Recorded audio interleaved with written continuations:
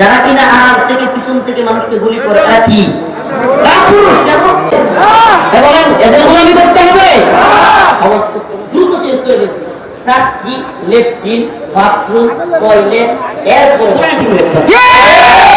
ভারতের দালালগুলো ডাক্তারগুলো বাংলার জনগণের সঙ্গে থাকতে দিব ইনশাআল্লাহ আমার নিয়ত আছে আল্লাহ যা করে করুক পারি এই গোলামের পুত তুই ভারত জায়গা গোলামি করবা বাংলাদেশে বসে গোলামি করিস কেন গোলামি করবে ইন্ডিয়া যা ইন্ডিয়া যে গোলামি করবে হাত কাটাবে ধরে ধরে জিসিসি হামি দেয় গোলামি বাংলাদেশে বসে করিস কেন মুসলমানদের দেশ আকারে